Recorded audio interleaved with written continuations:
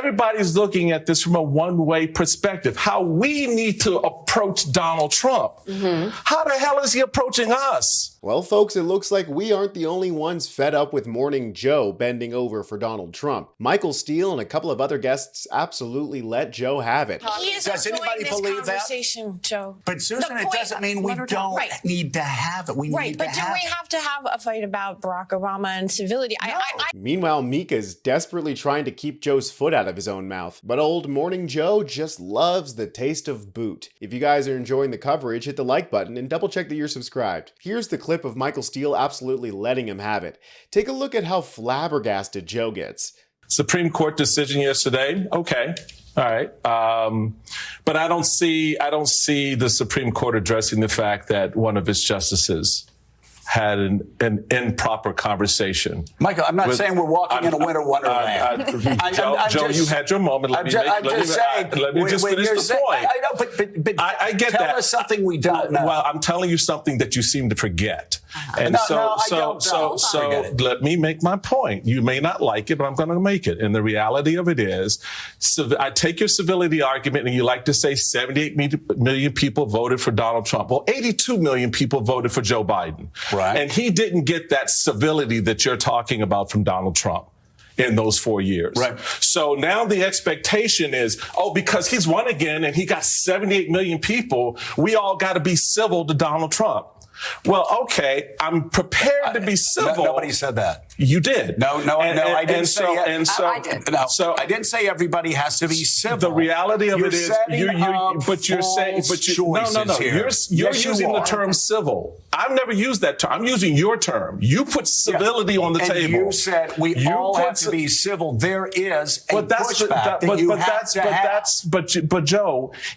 I'm just talking about Barack Obama. I'm saying, I'm not, fine. I'm not talking about that. My main point is everybody's looking at this from a one-way perspective, how we need to approach Donald Trump. How the hell is he approaching us?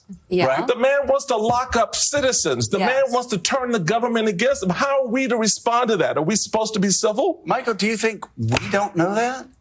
Doesn't seem like it. Michael, why do you... Not you. I'm just saying broader Michael, you. Why do you feel the need to create false choices? I'm not creating a false choice. I'm using your words. You have created... I'm using you. You put civility on the table. My words. You took me saying that it's not the end of the world, that Barack Obama smiled and talked to Donald Trump, and you're turning that into that we have no idea what's before us. I'm not. You will play very well today on Blue Sky and Threads and X. Congratulations. I'm not playing to anybody. I don't have an audience here. I'm just saying. I don't have a particular. I'm talking to the American people just like you are. I'm using the words you use. No, you're twisting. And so I'm not twisting your words. So let me untwist them. Okay, good. Civility is a two-way street, as I said at the very beginning, and then you attacked that. No, I didn't. Yes, you did. You did, Michael. You did. So you didn't. You need to go back and look at the tape. We can look at the tape, but the reality of it is, my general point, Joe, is that civility is a two-way street. If you want to throw civility on the table, I'm with you.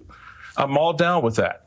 I think absolutely what we witnessed yesterday with 5 living presidents sitting there at the funeral of a former president is a seminal American moment.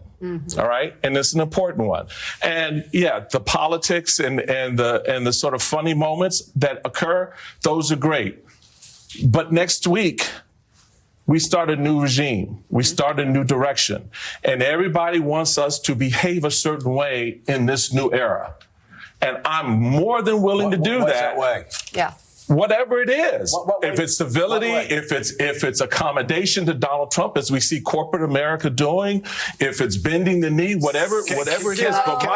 What a catfight. I am so glad that we're finally having the civility conversation, and somebody finally brought it up to Joe that when Trump goes low, you can't go high. It's not going to work. Like we talked about in the video with Biden slamming Trump at Carter's funeral, the time for civility politics is over. The Republicans have shown time and time again that they don't care what you say about them. They don't care what you call them. They're going to do what they're going to do regardless. And their base has shown that they're going to be rewarded for their behavior. And while the decorum and the pomp and circumstance of government is fun, the days in which that stuff actually matters to people is over. And Joe and Mika spending their time lecturing people on how they need to be nicer to Donald Trump isn't exactly going to convince Trump to be less fascist. And Miachael Steele wasn't the only guest to push back against Joe.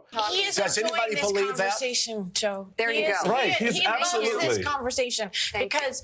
But Susan, The it point- doesn't mean we Right. don't need to have it. We Right, need but to do have we it. have to have a fight about Barack Obama and civility? No. I take your point. I think what maybe Michael's trying to do, and there are no answers to this right now, is what does the nature of standing up for the rules and the norms and the people who are going to be affected by this, what does that look like? It has not taken shape yet.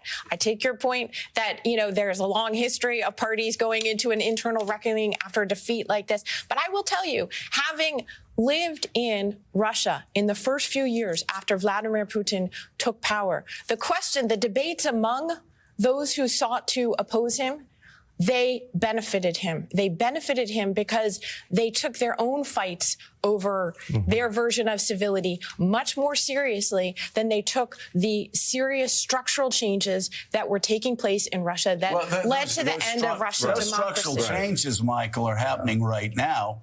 This is, again, something that we understand deeply. And it's not just a threat on democracy. It's a threat on capitalism. It's dozens of billionaires going in and consolidating power. It looks like a plutocracy. We understand this. Everybody understands this. And nobody's saying be civil in the face of or being compliant or to be Mark Zuckerberg. And nobody's saying that. Again, the fact that I just talked about, hey, may not be a bad thing that Barack Obama was polite. And suddenly this is me saying everyone must be civil and compliant. That is a false choice. That is a false I said narrative. it. Okay. Why she said it? That's fine. But, Susan used a phrase like, the people who are going to be affected here. And Anand used the phrase about the people who are feeling undefended.